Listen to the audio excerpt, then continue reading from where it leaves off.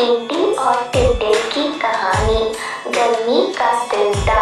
सुबह की खिली धूप में एक टिड्डा बड़े मजे से घास पर फुदक रहा था। वहाँ बड़ा खुश था और उस खुशी में गा रहा था, नाच रहा था और जिंदगी के मजे ले रहा था। एक और जगह टिड्डा अपनी मस्ती में लगा हुआ था।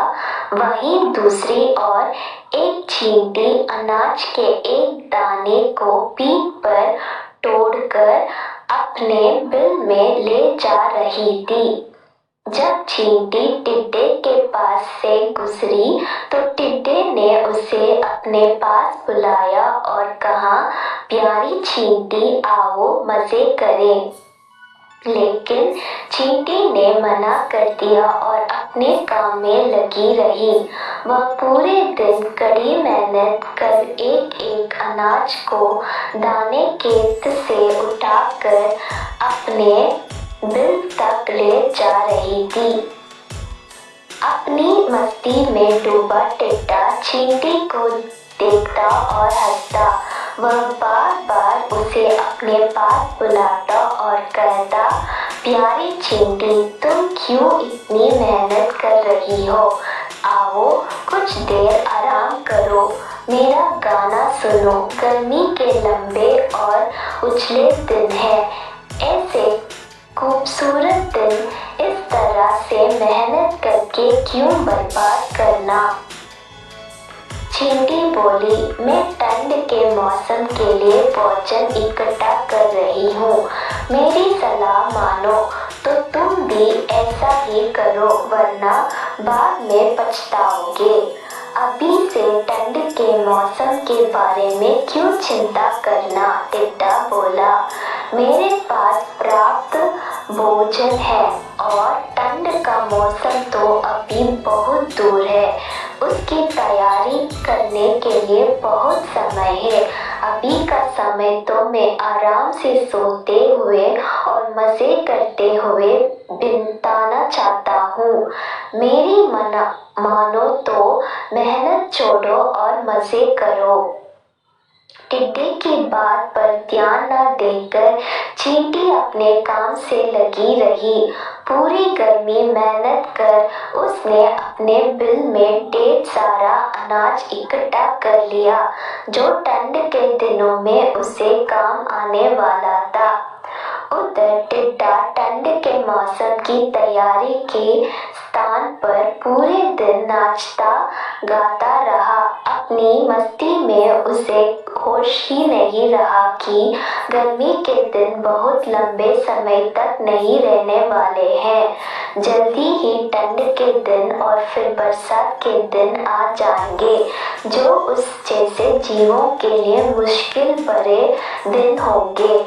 धीरे धीरे गर्मी चली गई और वसंत का मौसम आ गया। फिर वसंत का मौसम ठंड में तब्दील हो गया। अब तो सूरज बमुश्किल आसमान में नजर आता। दिन छोटा हो गया और रात लंबी हो गई थी। कड़कड़ाती ठंड पड़ने लगी थी और बर्फबारी होने लगी थी। अब टिड्डे को महसूस हुआ कि चींटी सही कह रही थी। उसे भी इस मौसम के लिए पहले से तैयारी करनी चाहिए थी। लेकिन वह तो पूरी गर्मी नाचता गाता और मजा करता था। अब ना उसे गाना गाने का मन कर रहा था, ना ही नाचने का। उसका भोजन खत्म हो चुका था। वह ठंड और भूख से तड़प रहा था। उसने सोच नहीं था कि ठंड इतनी बुरी भी हो सकती है। उसके पास भोजन नहीं था, बर्फ से बचने का इंतजाम नहीं था। उसे लगने लगा कि जिस गर्मी के मौसम में उसने इतने मजे किए हैं, शायद अब अगली बार उस मौसम को देखने के लिए वह जिंदा ही ना बचे। एक दिन भूखे से तड़पते हुए बर्फीले मौसम में उसकी नजर चींटी पर पड़ी, जो अपने बिल में में मजे से आराम कर रही थी। उसके पास पर्याप्त भोजन था और ठंड से बचने के लिए असल। टिड्डे पछताने लगा और रोने लगा। उसे समय बर्बाद करने का फल मिल चुका था। सीख, समय का सदुपयोग करें, अन्यथा समय हाथ से निकल जाने पर पछतावे के सिवाय कुछ हाथ नहीं आता।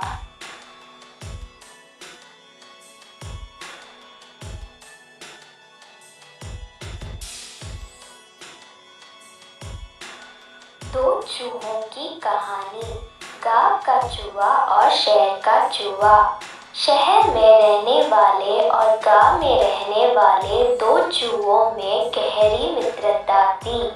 वे अक्सर एक दूसरे को संदेश भेजा करते और एक दूसरे का हाल जाना करते थे। एक बार गांव में रहने वाले चूहे ने शहरी चूहों को गांव आने का निमंत्रण भेजा। शहरी चूहे ने निमंत्रण स्वीकार कर लिया। सप्ताहांत का समय नियत हुआ और गांव का चूहा अपने शहरी मित्र के आने की प्रतीक्षा करने लगा। वह उससे ढेर सारी बातें करना चाहता था। उसे गांव के खेत खलिहानों की सैर करवाना चाहता था। वह अपने मित्र की आवागमन में कोई कसर नहीं छोड़ना चाहता था, इसलिए वह उसके लिए ढेर सारे फल और अनाज इकट्ठा करने में लगा हुआ था। आखिर वह दिन भी आया जब शहरी चूहा गांव पहुंचा। दोनों मित्र एक दूसरे से मिलकर बहुत खुश हुए। बहुत देर तक वे बातें करने लगे और एक दूसरे को अपना हाल बताते रहे।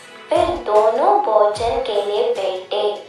भोजन में गांव के चूहे ने अनाज और फल परोसे, जिसे खाकर दोनों ने आराम किया। शाम को गांव का चूहा अपने शहरी मित्र को गांव दिखाने ले गया। शहरी चूहा वहां के खेत खलिहान देखकर आनंद से भर उठा। वह की शुद्ध हवा में प्रवेश लेकर उसका मन प्रफुल्लित हो गया। गांव का चूहा बोला, गांव का वातावरण और वायु शुद्ध है, जो तुम्हें शहर में शायद ही नसीब होती होगी मित्र। शहरी चूहा शहर की समस्याएं जानता था। वह वर्षों से वहां रह रहा था, लेकिन गांव के चूहे मित्र की ये बात उसे बुरी लग गई। हालांकि वह कुछ बोला नहीं।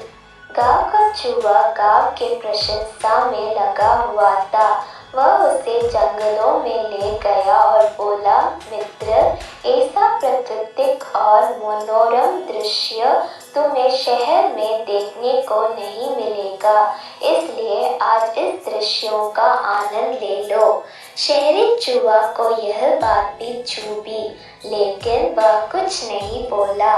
वह सोचने लगा कि अब अपने इस ग्रामीण मित्र को शहरी चाका-चौंध का जीवन दिखाना पड़ेगा, तब इसे समझ आएगा कि शहर कितना शानदार होता है।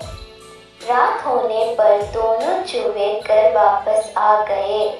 भोजन का समय आया तो गांव के चूहे ने फिर से शहरी चूहे को फल और अनाज परोसा।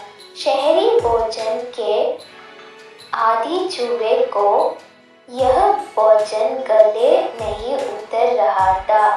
वह बोला, मित्र, क्या तुम हर समय फल और अनाज खाते हो?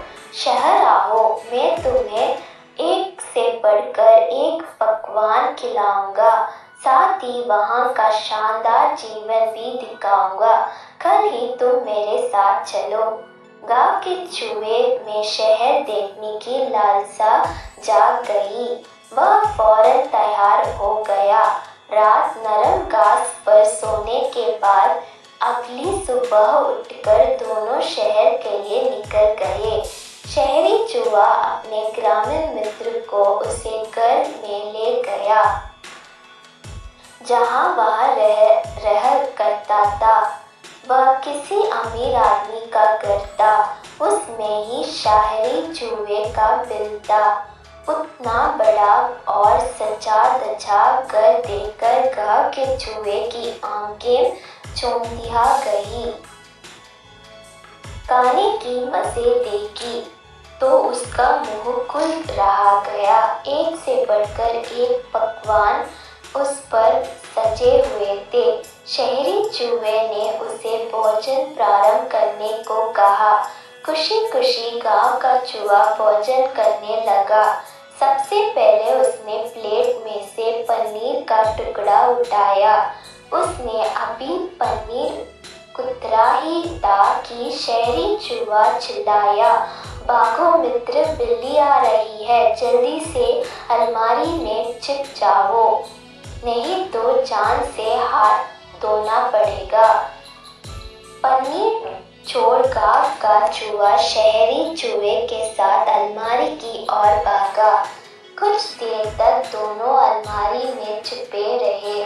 बिल्ली के जाने के बाद दोनों वहां से निकले।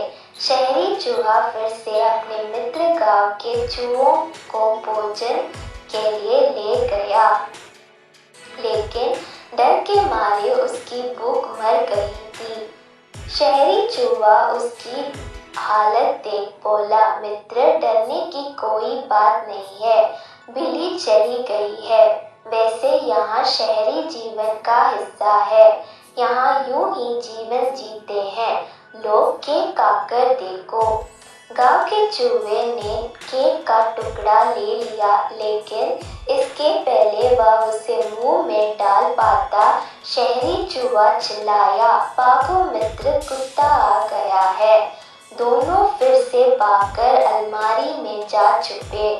शहरी चूहे ने बताया कि उसके घर के मालिक के एक कुत्ता पाला हुआ है जो बड़ा भयानक है, उससे बचकर रहना पड़ता है। गांव का चूहा बहुत ज्यादा डरा गया था।